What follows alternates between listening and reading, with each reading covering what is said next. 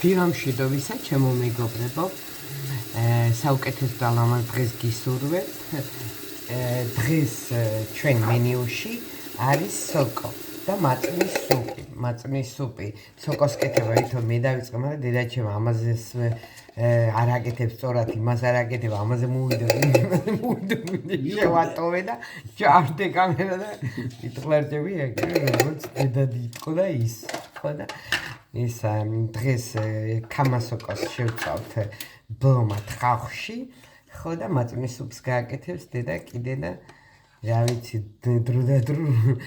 შიმშილის და მიხედვით რამდენად ძლიერი იქნება მაცივარს როგორ მოაღებ იზრუნებ დღეს იმაზე რა შევჭამო თუ არ მომეწონა რა ვიცი ვფიქრობ რომ მაკარონს მოხარშავ და მაკარონთან ერთად შევჭამ თქვა და რა ვიცი რამდენად გემრიელი იქნება მე გავჩვენებ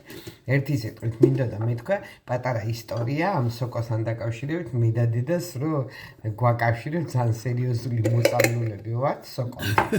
სოკო მუხამორი ვჭამეთ ორივე დედაშმა რომელიც დედაჩემ დიდი სასურვით მოაგროვა ტყეში პიკნიკის მერე პიკნიკზე ვიყავით წასული მე დედაჩემ და მამაჩემი და ჩემი ბიძაშვილი და მისი ცოლი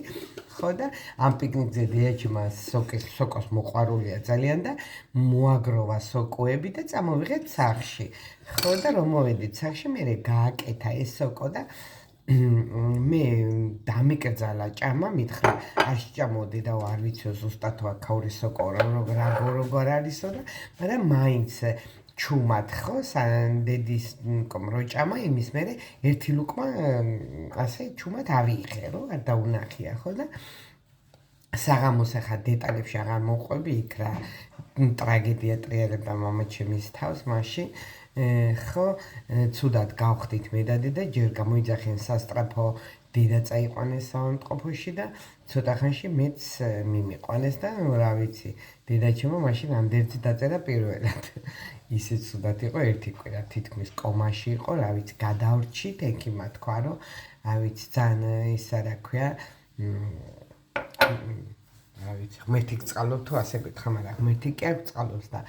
ესე იგი გადავრჩით რატო იქ რაც შეიძლება მოკლედ რომ მოყვე რომ არ გამიგრძელდეს მამაჩემი ზოგადად დედაჩემს უყვარს სიბნელეში ძილი ხო და მამაჩემი წასული იყო სადღაც ფეხბურთის თუ რაღაც სათამაშოდ ქართველებთან ერთად რუსეთში ვიმყოფებოდით ხო და რო შემოვიდოდა ხოლმე ოთახში გვიან ფეხეკრებს ჩემოდიოდა მაგრამ დედაჩემს შუქი ძალიან ესე უცებ აფხიზლებს და იწყებდა სულ ჩხუბს და რატო ანთებს შუქს და უწყებდა მამაჩემს ჩხუბს და იყო ერთი ის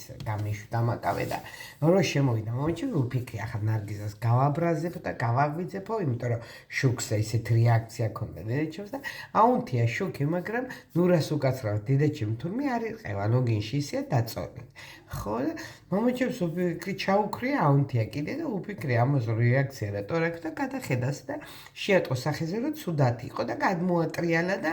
ამ იმაში მიხვდა რომ ცუდად იყო და მე მამაჩემაც მოტვინა რომ ის რა ქვია სოკო ქონდა ნაჭამი და შესაძლებელი იყო იმან მოგწამდა და აქედან მე დაიწყო ჩვენი საავადმყოფოში გადაყვანა და რა ვიცი გამორეცხები და რამე და გვილოცავდა თელი სანაცნობო რომ გადავრჩით ცოცხლები კაი ხანია წლები ისე გავიდა სოკო არ ქონდა ნაჭამი შიშისგან არ ჭამდით მე ძალიან მიყვარს და დედასაც ხო მაგრამ მე რამოდენიმე 5-6 წლის მერე ნელ-ნელა მივეპარეთ ისევე და დავიწყეთ ჭამა და ახლაც გემრიელად მივირთმევთ დედაჩემს კაი სოკოები უყვარს ბატონო 40 ლარი როგერს და მე ამაზე პაპირე პაგერ გადავლას ხო ჩვენი სოკო ასე გავრეცხე გავასუფთავე ხო და ახლა მოშუშავ ტაფაზე ხახს ხო და დავაყრე და შევბრაწავ გემრიელად ცოტა ტომატს არ უშვები, ცოტა პამიდორებს უზამ, ჩერის პამიდორებს, რომ ეს მშრალი არ გამოვიდეს. ცოტას უზა. არ უზამ ტომატს, თქვა დედა. ასე გამოიყურება ჩვენი სოკო. გემრიელად, ახლა მაკარონს მოვხარშავ და მივირთმევ მაკარონთან ერთად ასე გემრიელად. შემწვარ. ჭადი? არ არის მაგით ცუდია. ეს არის მოშუშული ბრინჯი და ხახვი კარაქში.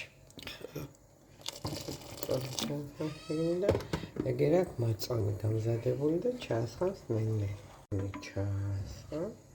და მწვანე ხავს და კამასურს ახლა კიდე და მაწვნის სუპიც მზად იქნება. ესეც მაწვნის სუპი. გემრიელად გამოიყურება. ხახვი უნდა ახლა და ვსე. გემრიელად მირთვით, რასაც მოამზადებთ.